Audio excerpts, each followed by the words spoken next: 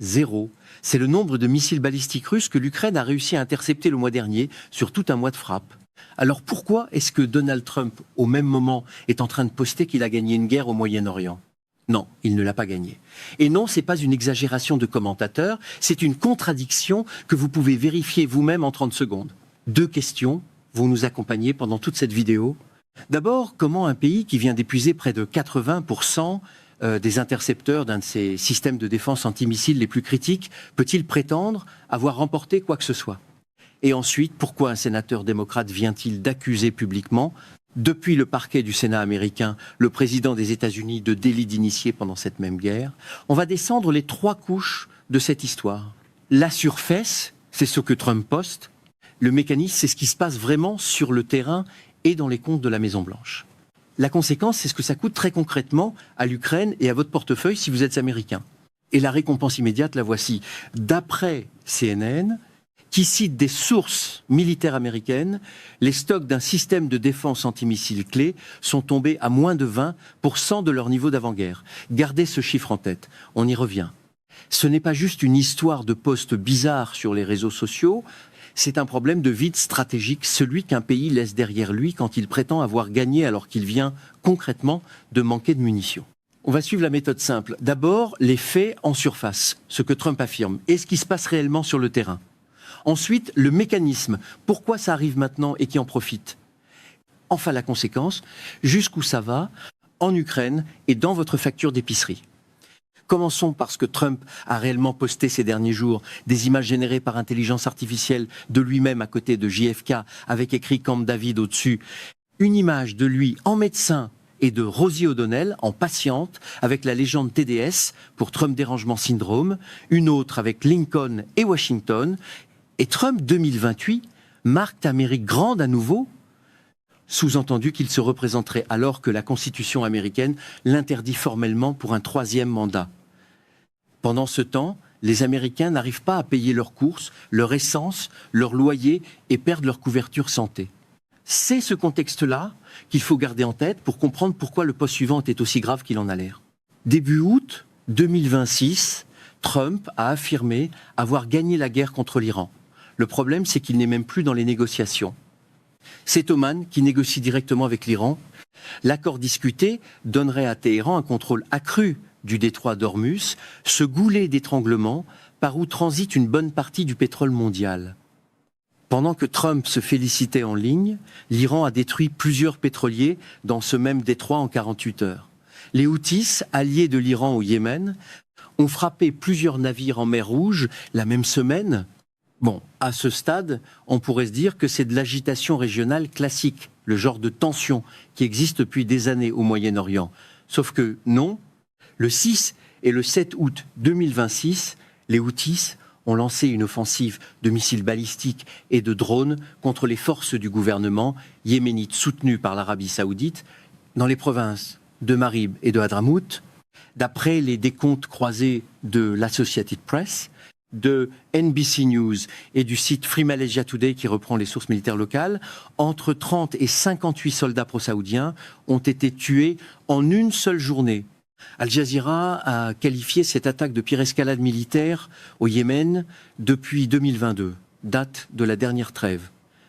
Et les Houthis préparent maintenant une offensive plus large contre l'Arabie Saoudite elle-même. Vous trouvez ça normal, cet enchaînement, au moment précis où Trump affirme avoir gagné la guerre? C'est là que le tableau change. Parce que ce vide, l'Iran ne le remplit pas par hasard. Il le remplit parce qu'il sait très précisément que les États-Unis n'ont plus les moyens de riposter. D'après CNN, qui cite plusieurs sources militaires américaines, près de 80% des intercepteurs d'un système de défense antimissile jugé critique ont été épuisés.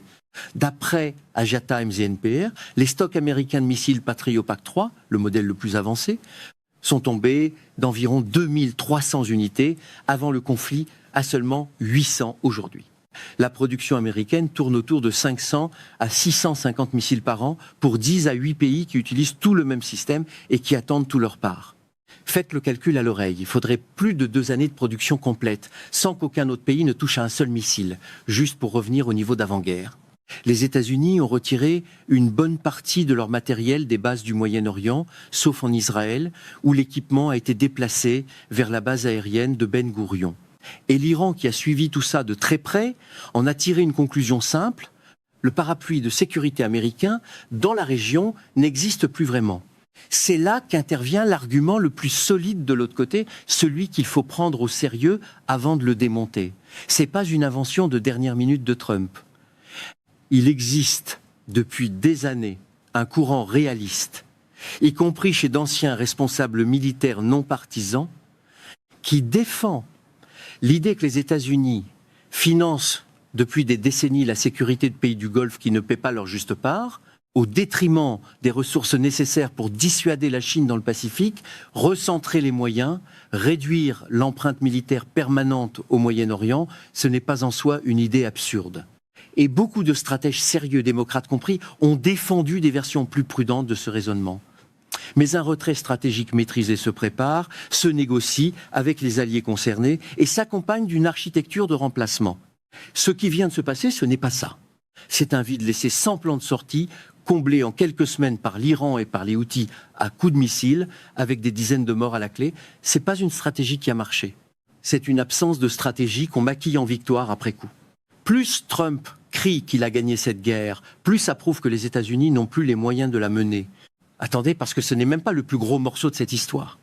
Pendant que Trump publiait ces images générées par IA, le sénateur démocrate du Connecticut Chris Murphy est monté à la tribune du Sénat pour prononcer un discours d'une gravité rare, même selon les standards de ses 500 derniers jours de mandat. D'après ses propres bureaux et selon les reprises de The Hill, Murphy a visé directement un abonnement à 100 000 $ vendus autour de la Maison-Blanche, promettant à ceux qui paient un accès anticipé aux publications de Trump sur son propre réseau, trousse sociale, en pleine guerre en Iran. Le problème, c'est que ces publications font bouger les marchés du pétrole en temps réel, à chaque annonce liée au conflit. Écoutez ce qu'il a dit très exactement sur le parquet du Sénat. Murphy a expliqué que la raison pour laquelle cette guerre traîne indéfiniment, ça compte, et que ses collègues devraient se soucier de ce système d'abonnement qu'il qualifie lui-même de délit d'initié. Il a dit qu'il trouvait décourageant que personne en face du côté républicain n'en parle, alors que la crédibilité de la Maison-Blanche et du pays tout entier est en train d'être détruite. Et puis il a ajouté que ses collègues républicains devraient aussi se soucier du fait que cette guerre est menée avec un niveau d'incompétence embarrassant qui affaiblit l'Amérique et ne mène nulle part. Regardez bien ça, parce que Murphy ne s'est pas arrêté à une accusation de corruption personnelle. Il a rappelé que ce même Sénat, historiquement, sait se retourner contre un président de son propre camp en temps de guerre injustifiée. Il a cité le Congrès sous Johnson pendant le Vietnam, les démocrates eux-mêmes qui se sont opposés à Obama sur l'Afghanistan et sur le Yémen. Autrement dit, le précédent existe des deux côtés de l'échiquier politique et Murphy met les républicains face à leurs propres standards passés. C'est pas seulement le fait initial, l'abonnement lui-même, qui pose problème. C'est que personne en face ne veut le reconnaître. C'est précisément là que ce deuxième fil devient encore plus grave que le premier, parce qu'il ne reste pas confiné à Washington. Il traverse l'Atlantique jusqu'à Kiev. L'Ukraine se retrouve aujourd'hui avec un taux d'interception de 0% face aux missiles balistiques russes. 0. Elle continue d'abattre les drones Shahed iraniens, elle continue d'intercepter des missiles de croisière, mais un missile balistique, ça se stoppe uniquement avec un intercepteur Patriot, et l'Ukraine n'en a plus. Trump avait promis à Zelensky une licence pour recevoir ses intercepteurs. Il l'a ensuite refusé. Et ce refus arrive exactement au moment où les États-Unis eux-mêmes viennent d'épuiser une bonne partie de leur propre stock sur le théâtre iranien. C'est pas une coïncidence de calendrier isolé.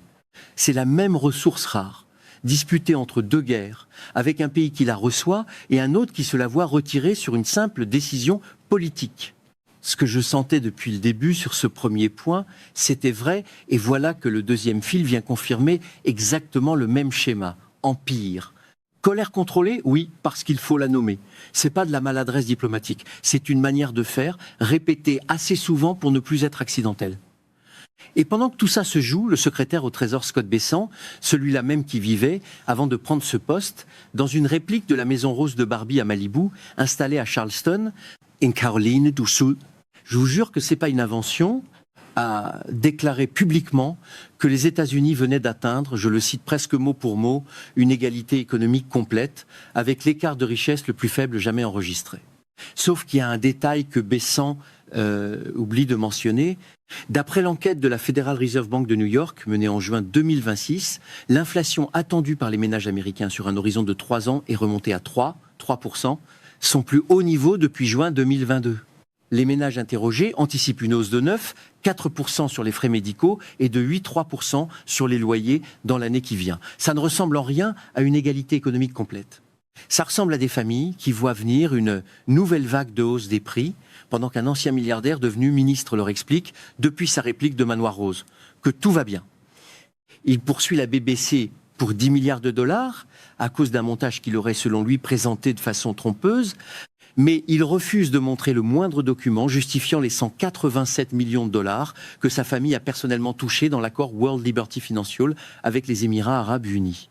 En clair, il attaque la presse sur un détail de montage vidéo et il espère que personne ne va vérifier les vrais chiffres. Et le même homme qui vend un accès payant à ses propres annonces de guerre est celui qui a privé l'Ukraine des intercepteurs qui auraient pu sauver des vies. La corruption et l'abandon, dans cette administration, ce n'est pas deux histoires séparées. C'est la même politique, appliquée 2 fois. Revenons un instant à la question du début. Vous êtes venu pour comprendre pourquoi Trump prétendait avoir gagné une guerre. Vous repartez avec la preuve que cette guerre a vidé les stocks militaires américains au point de laisser l'Ukraine sans défense antimissile, pendant qu'un sénateur accuse le président de s'enrichir personnellement sur le dos du conflit et qu'un ministre nie une inflation que sa propre banque centrale documente noir sur blanc. Ce sentiment que vous aviez en voyant ces publications délirantes de Trump ces derniers jours, que quelque chose clochait vraiment, il était fondé. Vous n'étiez pas parano. Vous aviez simplement plus de bon sens que la version qu'on essayait de vous vendre. Petit contraste qui vaut le détour avant de conclure. Pendant que Trump traite le Premier ministre canadien Mark Carney de tous les noms à cause des tarifs douaniers, Carney, lui, répond avec un calme professionnel presque déroutant. Interrogé directement sur les insultes de Trump, il a répondu qu'il défendait les travailleurs et les entreprises canadiennes en se concentrant sur ce qu'il pouvait contrôler, investir dans la protection des emplois et dans l'avenir. Pas d'invective, pas de surenchère, juste un chef de gouvernement qui fait son travail pendant que l'autre poste des images de lui-même avec Abraham Lincoln. Et puis il y a ce dernier détail, presque anecdotique en apparence, sauf qu'il ne l'est pas. Le patron de la FIFA, Gianni Infantino, proche de Trump et de la famille Kouchner, pousse un projet de privatisation d'une partie de la FIFA vers des fonds de capital investissement. Plusieurs fédérations de football se sont déjà opposées publiquement à ce projet. C'est un remake presque exact de ce qui arrive à chaque secteur que cette administration touche, le logement devenu inabordable, la santé reniée pièce par pièce, et maintenant le sport populaire qu'on tente de transformer en produit réservé à ceux qui peuvent payer. Ça rappelle furieusement le mythe de Midas, sauf que dans cette version, tout ce que ce cercle touche ne se transforme pas en or, ça se transforme en facture pour tout le monde d'autre. Ce n'est pas un accident de politique étrangère isolé. C'est un schéma documenté maintenant sur 3 fronts distincts, le Moyen-Orient, l'Ukraine et l'économie intérieure américaine. Ce qui m'inquiète, franchement, c'est pas seulement que Trump se trompe sur l'issue d'une guerre. C'est qu'il transforme chaque échec stratégique en produit qu'il vend, littéralement, à 100 000 $ l'abonnement. Et rien ne dit que ça s'arrête là. Pendant ce temps, ce sont les soldats yéménites tués par dizaines, les marins ukrainiens sans protection antimissile et les familles américaines qui voient leurs factures d'épicerie grimper, qui absorbent le coût réel de tout ça, pendant que les porte-paroles de cette administration continuent, eux, de parler d'égalité économique complète et de victoire totale. Iran a résumé la situation mieux que n'importe quel commentateur occidental. Le président du Parlement iranien a récemment ironisé sur la diplomatie américaine, la qualifiant de théâtre en boucle, fait de menaces suivies de reculades, puis de nouvelles menaces. Ce n'est pas une coïncidence si un adversaire déclaré des États-Unis peut se permettre ce genre de moquerie publique aujourd'hui. C'est la conséquence directe d'un pays qui a épuisé ses moyens militaires réels tout en continuant de crier victoire sur les réseaux sociaux. Je vous promets une chose, dès que de nouveaux chiffres sortiront sur les stocks de munitions américains ou sur les prochaines livraisons d'intercepteurs à l'Ukraine, vous le saurez ici en premier. abonnez-vous à la chaîne pour la suite de cette histoire. Parce que, entre un pays qui manque de munitions, un ministre qui nie une inflation documentée par sa propre banque centrale et un président qui vend l'accès à ses propres décisions de guerre, la vraie question qui reste ouverte n'est pas de savoir si cette administration va provoquer une nouvelle crise. C'est de savoir laquelle et qui, cette fois-ci, va vraiment en payer le prix